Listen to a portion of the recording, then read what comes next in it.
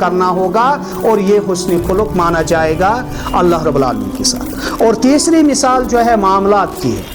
معاملات میں سب سے پہلا اور اشد معاملہ جو لایا تحریم الربا۔ ربا کس سے کہتے ہیں؟ زیادتی کو۔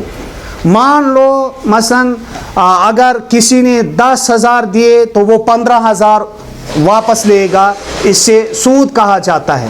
اور یہ زیادتی کے معنی قرآن کریم میں کہیں مقامات اور کہیں مواضع اور کہیں جگہوں پر استعمال ہوا ہے۔ ربا کا معنی زیادتی کے معنی میں، مزید زیادتی کے معنی میں، جیسے کہ اللہ رب العالمین کا ایک فرمان میں آپ کے سامنے رکھوں گا۔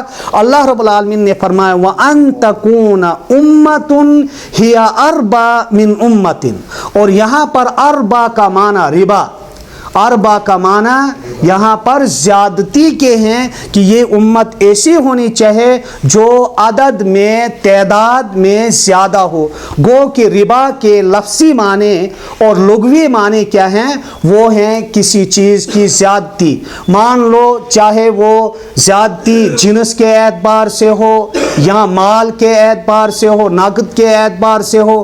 مثلا کسی نے 10,000 کسی کو ادھار دیا لیکن وہ واپس کتنا لیتا ہے؟ 20,000 لیتا ہے یا 15,000 لیتا ہے یا 12,000 لیتا ہے۔ کچھ بھی جو اس رقم سے زائد رقم لے گا واپس، اس سے کیا کہا جاتا ہے؟ سود کہا جاتا ہے۔ اور اصطلاحی تعریف جو ہے دفع زیادۃ فی عہد البدلین، دو چیزیں جب آپ تبادلہ کریں دو چیزوں کا، مان لو جیسے کہ ایک حدیث کے اندر جو 6 صنف بیان کیے گئے ہیں سود کے، ہاں الذهب بالذهب والفضة بالفضة الملح بالملح، ہاں التمر بالتمر۔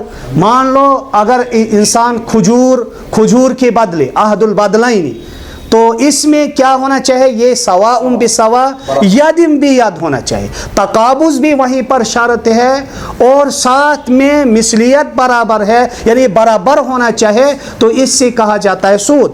وَهُوَ دَفْعُ زِيَادَةٍ فِي عَهْدِ الْبَدْلَيْنِ إِن كَانَ مِن صِنْفٍ وَاحِدٍ، جیسے نمک، کھجور، یہ صنف ایک مانا جاتا ہے، آٹا وغیرہ، چاول وغیرہ، یہ ایک صنف مانا جاتا ہے۔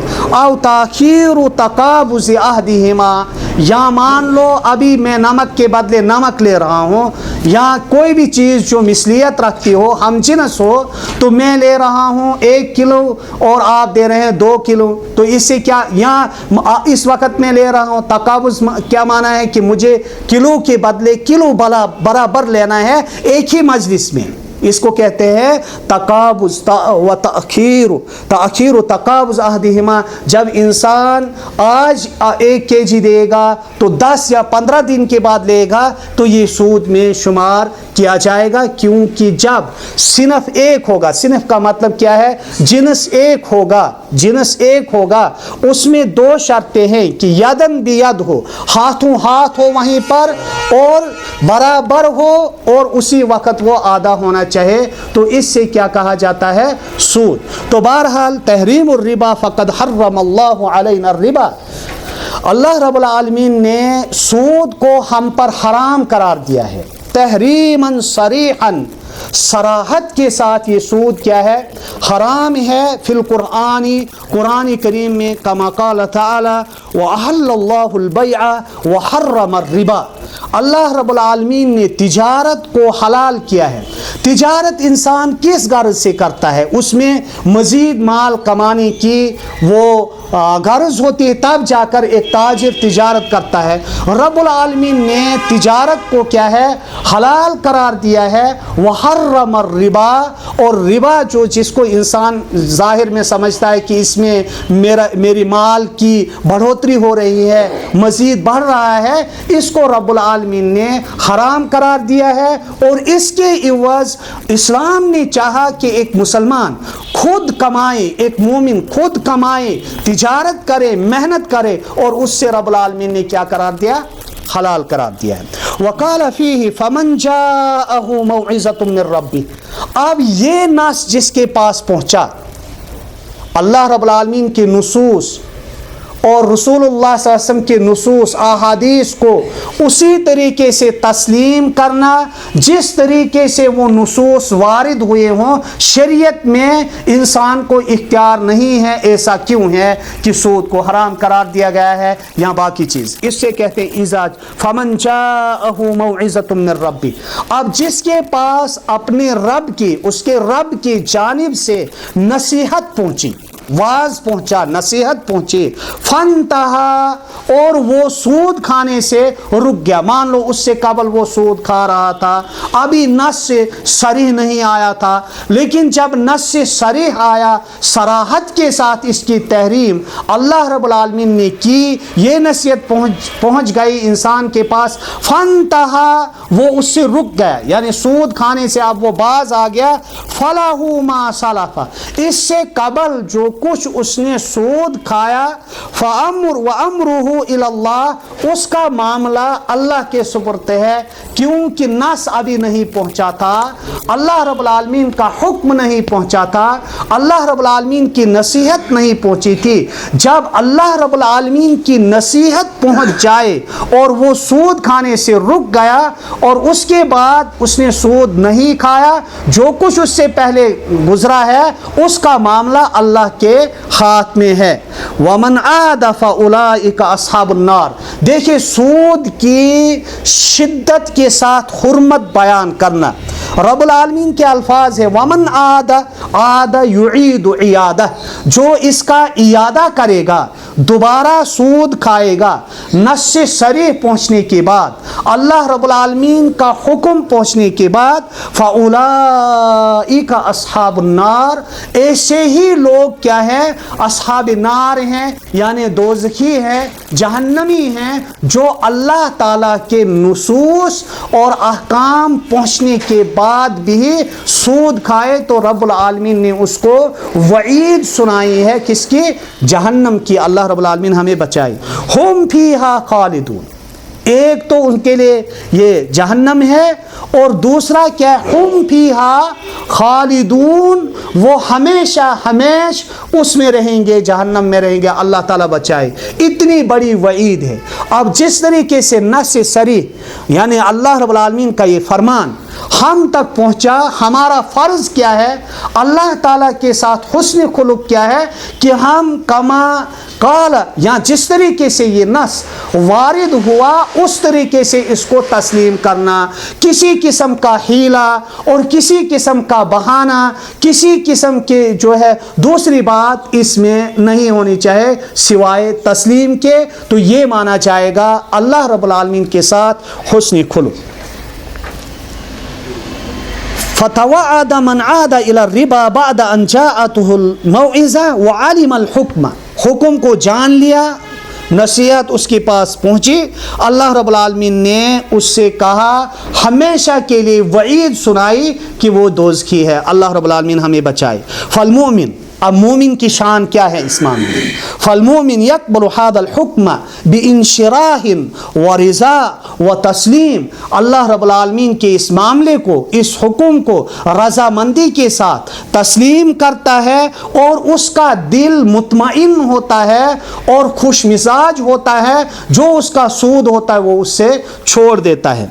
व अम्मा गैरुल मोमिन, रहा अब गैर मोमिन जो होगा, जिससे अल्लाह रब्बुल आलमीन के नुसूस पर, शरी नुसूस पर ईमान कामिल ना हो, वो क्या करेगा, फ़इन्नहु ला यक़बलहु, वो इस हुक्म को कबूल नहीं करता है। व यज़ीक़ु सदरुहु बिही, और इसके ज़रिए से उसका सीना क्या है, तंग होता है। व रुब्बमा यतहय्यल, हीला करता है, बहाना करता है, अलैहि बि अनवाइल हियल, मुख्तलिफ किस्म के हीले। मसलन मैं आपको एक हीले की मिसाल दूंगा। आज के ज़माने में हमारा जो कुछ भी माल है वो कहाँ है, बैंक में है। सब का जो कुछ भी इंसान के पास पाया जाता है वो कहाँ है, सेविंग बैंक में है। अब यहाँ पर क्या है, जिसका टैक्स बनता है, جس کا ٹیکس بنتا ہے. کچھ لوگ یہاں پر ہیلا کیا کر رہے ہیں, وہ کہہ رہے ہیں کہ اگر ٹیکس ہمیں دینا ہے, وہاں سے ہمارے مال کا سود بھی آیا اور انہوں نے ٹیکس بھی کاٹا, اب جیسے دیا ویسے واپس لیا, گو کہ وہ رأس المال جو اصل مال ہے اس سے ٹیکس ادا نہیں کرتا ہے, بلکہ جو سود کا مال ہے اسی سے ٹیکس وہ ادا کرتا ہے. تو یہ بھی ایک ہیلا ہے. اصل مومن کیا ہے, اصل ایمان کیا ہے؟ راس المال, جو اصل مال ہوگا انسان کا اس سے وہ ٹیکس ادا کرے اور سود کو چھوڑ لے. یہ مومن کی نشانی ہے, یہ مومن کی نشانی. لِأَنَّنَا نَعْلَمُ أَنَّ فِي الرِّبَا كَسْبًا مُتَيَقِّنًا, یہ بھی انسان یقینی طور پر جانتا ہے, اس بات کا علم رکھتا ہے کہ سود میں کمائی ہے, یقینی کمائی ہے. کیوں؟ زیادتی جو مزید پیسہ مل رہا ہے یقینی طور پر. وَلَيْسَ فِيهِ أَيُّ مُخَاطِرٍ, اس میں کسی قسم کا خطرہ. یہ کون کہتا ہے؟ جو غیر مومن ہوگا, ہاں, ہیلا کرنے والا, بہانہ کرنے والا کہتا ہے کہ اس میں کسب ہے, اس میں کیا ہے, اس میں اکتساب ہے, اس میں بڑھوتری ہو رہی ہے, کمائی ہو رہی ہے. وَلَيْسَ فِيهَا أَيُّ مُخَاطِرٍ, اور اس میں کسی قسم کا خطرہ نہیں ہے. لَكِنَّهُ فِي الْحَقِيقَةِ كَسْبٌ لِشَخْصٍ وَظُلْمٌ لِلْآخِرِ, حقیقت میں ایک شخص کی یہ کمائی ہے اور دوسرے شخص کے لیے کیا ہے؟ یہ ظلم ہے. اب دیکھیں قیامت کے دن جو سود خور کو عذاب ہوگا, میں اشارہ کروں گا, وہ کیوں خون کے ایک تالاب میں ہی اس کا وہ عذاب ہوگا. ایک خون کے تالاب میں اس سے ڈالا جائے گا اور 4 کونے پر 4 فرشتے ہوں گے, ہر ایک کے فرشتے کے ہاتھ میں ایک پتھر ہوگا, جو ہی نکلنے کی کوشش کرے گا جس کونے سے وہ اس میں. کیوں؟ اس کو کہتے ہیں, قاعدہ ہے شریعت کا, الجزاء بجنس العمل, جس قسم کی اس کی جزا ہوگی دنیا میں, جیسے وہ کر رہا تھا, لوگوں کا مال لے رہا تھا, لوگوں کو سود پر پیسہ دے رہا تھا, اب یہ کیا ہے؟ یہ لوگوں کا خون اور پسینہ تھا. اب قیامت کے دن اس سے کہا جائے گا تو دنیا کے اندر خون کا پیاسا تھا, آج جتنا ہو سکے اتنا خون پی لے اس تالاب کے اندر. لہذا اس کو تالاب سے باہر نکلنے کی, خون کا جو تالاب ہوگا اس سے باہر نکلنے کی اجازت نہیں ہوگی. جو ہی کوشش کرے گا فرشتہ اس سے پتھر مارے گا. تو یہ ہے الجزاء بجنس العمل. تو کسب لشخص, ایک شخص اس میں ظاہر میں کماتا ہے, وظلم للآخر, اور دوسرے پر کیا ہوتا ہے؟ ظلم ہوتا ہے. کیونکہ اگر میں نے 10,000 دیے, آپ تقاضا کریں گے 20,000 واپس دو, یہ مجھ پر ظلم ہوگا نا, زیادتی ہوگی نا. تو ایک شخص کما رہا ہے, دوسرے شخص پر کیا ہو رہا ہے؟ ظلم ہو رہا ہے. وَلِهَذَا قَالَ اللَّهُ تَعَالَى وَإِن تُبْتُمْ, اگر تم نے توبہ کیا, فَلَكُمْ رُؤُوسُ أَمْوَالِكُمْ, تمہارا جو اصل مال ہے وہی ہے, لا تظلمون, تم سوچ رہے ہوگے کہ اللہ رب العالمین نے ہم پر ظلم کیا. نہیں, بلکہ شریعت چاہتی ہے نہ ظلم کیا جائے, نہ کوئی ظلم کرنا چاہے. لا تظلمون ولا تظلمون, قاعدہ کلیہ, اس میں راحت ہے انسان کے لیے. اصل مال جو جس کا حق وہ رکھتا ہے وہ اس کا اصل ہے. ظلم و زیادتی سے شریعت بچانا چاہتا ہے. اور تیسرا پوائنٹ ہے ہمارے پاس, تلقی اقدار اللہ تعالی بالرضا والصبر. تیسرا معاملہ کہ قضا والقدر کا معاملہ بڑا نازک معاملہ ہے. قضا اور قدر, تقدیر پر ایمان لانا.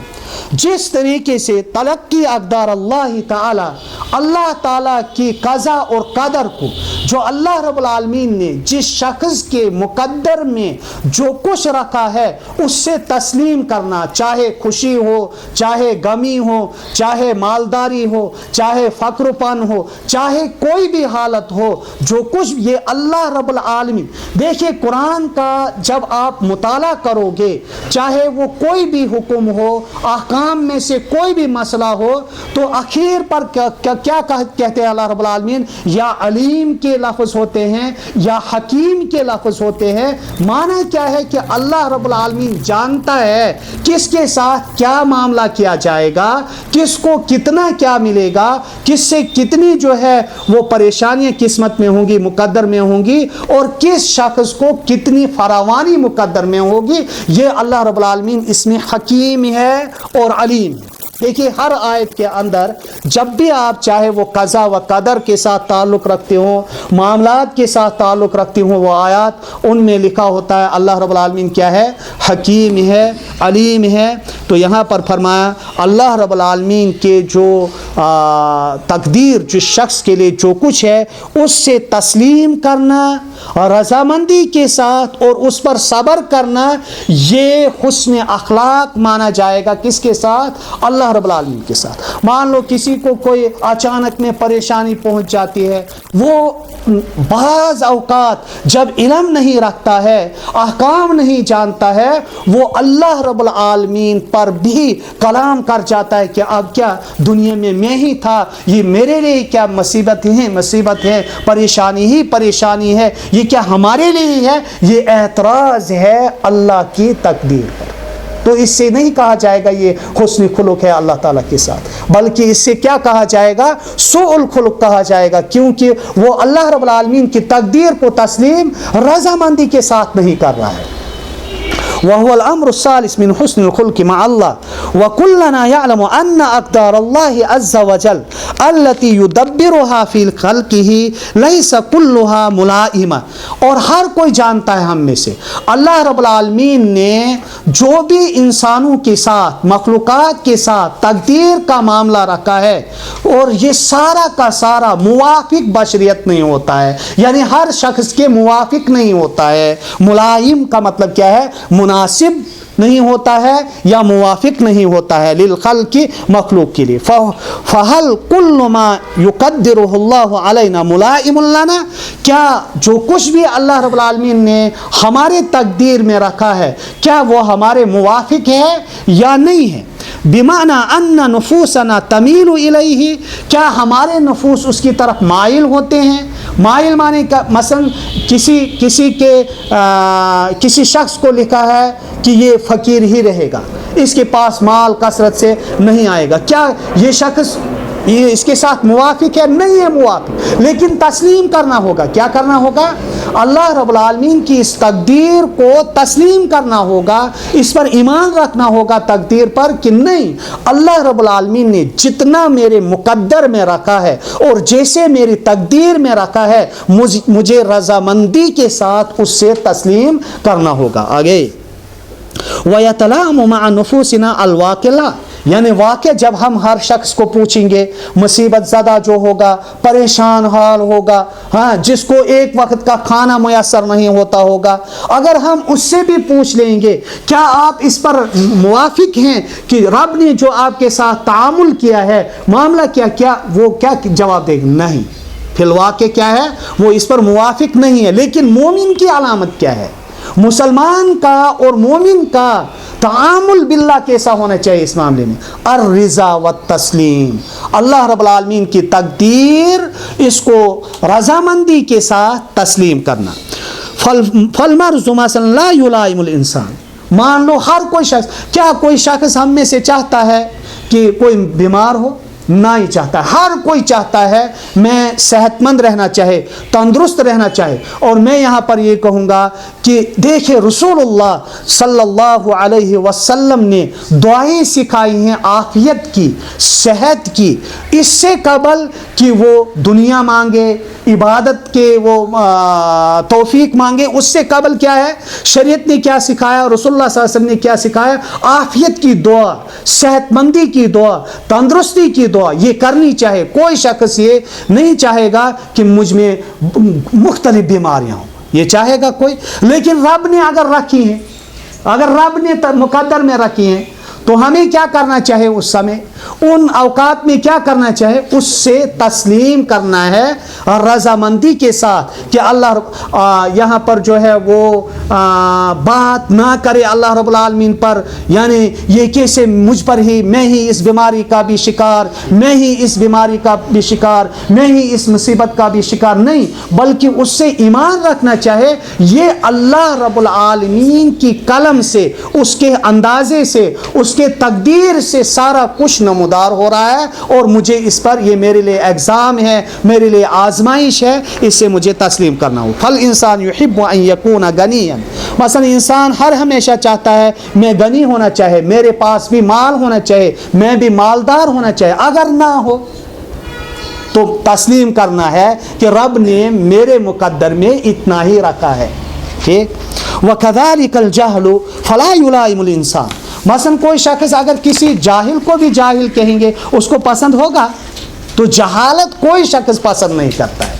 اگر کوئی فی الواقع جاہل ہے، اسے اپنے وصف سے ہی پکارا جائے، لیکن وہ بھی اس سے تسلیم کرنے کے لیے تیار نہیں ہوگا۔ فَالْإِنسَانُ يُحِبُّ أَن يَكُونَ عَالِمًا، انسان یہ پسند کرتا ہے میں دنیا میں زندگی گزاروں، وہ علم کے بل بوتے پر زندگی گزاروں، میرے پاس نالج ہونی چاہے، میرے پاس علم ہونا چاہے، لیکن اقدار اللہ عز وجل بحکمتہ تتنوع، لیکن اللہ رب العالمین کی جو حکمت ہے وہ متنوع ہوتی ہے، اللہ رب العالمین کی جو تقدیر ہے وہ متنوع ہوتی۔ اگر سارے کے سارے غنی ہی غنی ہوتے، سارے کے سارے رئیس ہی رئیس ہوتے، تو ہمارے لیے یہ ٹاٹ کون بچھاتا، یہ کام کون کرتا، اور چیزیں کون کرتا، گاڑی کون چلاتا، گاڑی صاف کرنے والا کون ہوتا، روڈ کی صفائی کون کرنے والا ہوتا ہے، واش روموں کی صفائی کون کرنے والا ہوتا ہے، تو دنیا بھی نہیں چل پڑتی اگر سارے کے سارے دنیا کو اللہ رب العالمین نے دنیا میں نظام قائم کرنا ہے، یہاں امیروں کی بھی ضرورت ہے، یہاں غریبوں کی بھی ضرورت ہے، یہاں جاہلوں کی بھی ضرورت ہے بیچ میں، کیوں نہیں؟ اگر جاہل نہ ہوں گے جس سے سارے کے سارے علم ہی رکھ رہے ہوں گے، پڑھانے والے کہاں جائیں گے، وہ کس سے پڑھائیں گے؟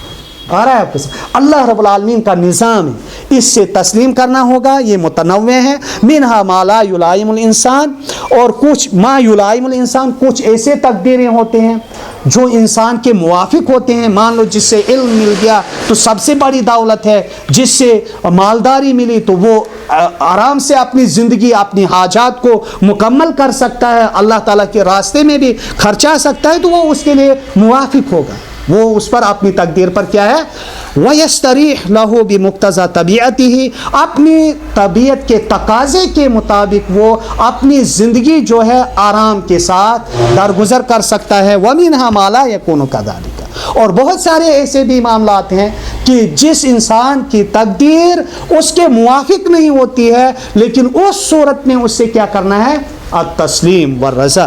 فما ہوا حسن الخلق مع اللہ عز وجل نحو اقداری۔ اب یہاں پر سوال ہے کہ اب سوال بنتا ہے کہ ایسی صورت میں ایک انسان تقدیر کے معاملے میں حسن خلق کیسا ہونا چاہے اللہ رب العالمین کے ساتھ؟ حسن الخلق مع اللہ نحو اقداری ان ترضى بما قدر اللہ لک، بس یہ قاعدہ کلیہ ہے کہ آپ ہر چیز جو کچھ بھی اللہ رب العالمین نے آپ کے مقدر میں رکھی ہے اس سے تسلیم کرنا رضامندی کے ساتھ، وَأَن تَطْمَئِنَّ إِلَيْهِ، اور آپ اس میں مطمئن ہونے چاہے، وَأَن تَعْلَمَ أَنَّهُ سُبْحَانَهُ وَتَعَالَى مَا قَدَّرَهُ إِلَّا لِحِكْمَتِ، اور اس چیز پر علم ہونا چاہے، یقین ہونا چاہے، اعتقاد ہونا چاہے کہ اللہ رب العالمین نے جو میری تقدیر میرے لیے لکھی ہے، میرے لیے بنائی ہے، یہ حکمت اور مقصد کے خلاف نہیں ہے، بلکہ یہ حکمت کے تحت ہے اور یہ مقصد کے تحت ہے۔ وغایت محمودہ یستحق علیہ الحمد والشکر، تو مومن عجبا لامر المؤمن، عجبا لامر المؤمن، مومن کا معاملہ ہی تعجب خیز معاملہ ہے۔ اذا اوتی شکر، جب اس سے دیا جائے گا تو شکر کرتا ہے، وَإِذَا ابْتُلِيَ اور جب اس سے آزمایا جاتا ہے صبر، وَإِذَا أَذْنَبَ اگر اب اس نے گناہ کیا استغفر وہ خاموش نہیں بیٹھتا ہے کہ دوسرا گناہ کروں تیسرا گناہ کروں، بلکہ وہ کیا ہے استغفار کرتا ہے۔ تو یہ مومن کا معاملہ ہونا چاہیے، عاجبا لأمر المؤمن۔ وعلى هذا فإن حسن الخلق مع الله نحو أقداره هو أن يرضى الإنسان ويستسلم ويطمئن، اس سے تسلیم کرے مطمئن ہو جائے۔ ولهذا امتحد اللہ الصابرین، اسی لیے اللہ رب العالمین نے صبر کرنے والوں کی تعریف بیان کی ہے، مدح بیان کی ہے۔ کیا فرمایا؟ فقال وبشر الصابرین، صبر کرنے والوں کو بشارت۔ دوسری آیت میں اللہ رب العالمین نے فرمایا کہ جو صابرین ہیں انہیں اجر دیا جائے گا بغیر حساب، بغیر حساب کے صابرین کو اجر دیا جائے گا۔ ایک معاملہ ہے یہ صبر کا جس میں بغیر تحدید کے اللہ رب العالمین جتنا دے بغیر حساب کے اس کو جزا دے سکتا ہے۔ قرآن کریم کی آیت میں یہ ہے، الذین اذا اصابتہم مصیبہ، جب مومن کو مصیبت آتی ہے، مصیبت میں شکار ہو جاتا ہے، قالوا وہ کیا فرماتے؟ جزا فضا نہیں کرتے، واویلا نہیں کرتے، اللہ رب العالمین پر باتیں نہیں بہانتے، بلکہ کیا کہتے ہیں؟ قالوا انا للہ و انا الیہ راجعون، ہم سارے کے سارے ہم سب کو اللہ کی طرف پلٹ کر جانا ہے اور اسی کی طرف رجوع کرنا ہے، اور ہم سب اللہ تعالیٰ کے لیے ہیں، اللہ رب العالمین کی مخلوق ہیں، جس طریقے سے وہ چاہے گا اس طریقے سے ہمارے ساتھ تعامل کر سکتا ہے۔ تو یہ تقدیر کا معاملہ ہے۔ اور تیسرا معاملہ ہمارے پاس کیا ہے؟ یہاں تک اللہ رب العالمین کے ساتھ کیسے انسان جو ہے حسن اخلاق کا مظاہرہ کرے گا، یہاں تک آپ یہ سن رہے تھے۔ اور اس کے بعد جو ہے دوسرا جز اخلاق کا دوسرا جز جو ہے الثانی حسن الخلق فی معاملۃ الخلق، مخلوقات کے ساتھ انسان کا تعامل کیسے ہونا چاہے، من حیث الاخلاق، اخلاق کے اعتبار سے مخلوقات کے ساتھ انسان کا رویہ کیا ہونا چاہے، اس کا سلوک کیا ہونا چاہے، اس کا اخلاق کیسا ہونا چاہے۔ اما حسن الخلق مع المخلوق، اب مخلوقات انسانیت کے ساتھ حسن اخلاق جو ہے کسے کہیں گے؟ بے شمار علماء نے اس کی تفسیر بیان کی ہے، بے شمار علماء نے حسن اخلاق کی تفسیر بیان کی ہے، تعریف بیان کی ہے، معنی بیان کیا ہے، مقصد بیان کیا ہے۔ تمام کا مرجع اس بات کی طرف ہے جو تعریف حسن بصری رحمہ اللہ نے بیان کی ہے، بِأَنَّهُ کَفُّ الْأَذَى، حسن اخلاق مع المخلوق، انسانیت کے ساتھ مخلوق کے ساتھ، چاہے وہ انسان ہو یا غیر انسان ہو، ان کا تعامل کیسے ہونا چاہے۔ تو حسن بصری رحمہ اللہ نے اس کی تعریف بیان کی، بِأَنَّهُ کَفُّ الْأَذَى، کف الأذى کس کو کہتے ہیں؟ کہ تکلیف دینے سے اپنے ہاتھ کو بھی اپنی زبان کو بھی روک لینا، اس سے کف کہتے ہیں، روک لینا، کف الأذى۔ اب اذیت کی جتنی بھی صورتیں ہیں، جتنی بھی شکلیں ہیں، چاہے ان کا تعلق زبان سے ہو، چاہے ان کا تعلق ہاتھ سے ہو، یا چاہے ان کا تعلق آنکھ سے ہو، کان سے ہو۔ آپ کہیں گے آنکھ سے اور کان سے کیسے کہا؟ مان لو اگر دو آدمی بیٹھے ہیں، تیسرا شخص آیا، اس نے اگر آنکھ سے اشارہ کیا، بتاؤ کیا اس تیسرے بندے کو تکلیف ہوگی یا نہیں ہوگی؟ لو مازہ، ہاں، آنکھ سے اشارہ کرنا، یہ کیا ہے؟ جو شخص اگر دیکھ لیا وہ کہے گا کیا پتہ کیا انہوں نے چاہا میرے بارے میں، اس لیے آنکھ سے اشارہ کیا۔ تو اس لیے اذیت کے جتنے بھی طرق ہیں، جتنے بھی وسائل ہیں، مان لو میں صورتیں، موٹی موٹی صورتیں جو جس سے انسان کو تکلیف ہوتی ہے، اور ایسی تکلیف ہوتی ہے کہ انسان اس سے متنفر ہو جاتا ہے، اگر کف الاعضاء پر عمل نہ کیا جائے، مان لو استہزاء، کسی کا مذاق اڑانا، سخریہ اور کسی کا مذاق، وتنابز بالالقاب، برے القاب سے پکارنا، اور انصاب، نسب میں طعن کرنا، فلانی اس نسب سے ہے، فلانی اس نسب سے ہے، فلاں شخص اس نسب سے ہے۔ بھائی سارے انصاب کس نے بنائے ہیں؟ رب العالمین نے بنائے۔ گو کہ یہاں پر جو نسب میں طعن کرتا ہے اگر وہ بات سنے گا اس کو تکلیف ہوگی کہ نہیں ہوگی؟ ضرور تکلیف ہوگی۔ اور اسی طریقے سے تجسس کرنا، عیوب کو ٹٹولنا، اور دو شخص جب باتیں کر رہے ہوں یا تین شخص ملے ہوں جب، اور دو شخص علیحدہ بات کریں، ہاں، اس تیسرے کو جو ہے کہیں تھوڑا ہٹ لے، اسے سرگوشی کہتے ہیں، سرگوشی جس سے کہا جاتا ہے۔ سرگوشی کرنا اس سے بھی اذیت پہنچتا ہے۔ امام مسلم رحمہ اللہ نے ایک حدیث لائی اس ضمن میں، اذا کنتم ثلاثۃ، جب تم تین آدمی ہوں گے، فلا یتناجا اثنین دون صاحبہما، بھائی دو آپس میں سرگوشی کرنے مت لگ جاؤ تیسرے کو چھوڑ کر۔ ٹائم ہو گیا، تو اللہ رب العالمین سے دعا کریں انشاءاللہ یہ ہم دوبارہ پڑھیں گے، حسن الخلق فی معاملۃ الخلق انشاءاللہ دوسرے درس میں۔ تو رب العالمین ہمیں ان نصوص پر عمل پیرا ہونے کی توفیق عطا کرے۔ وما علینا الا البلاغ۔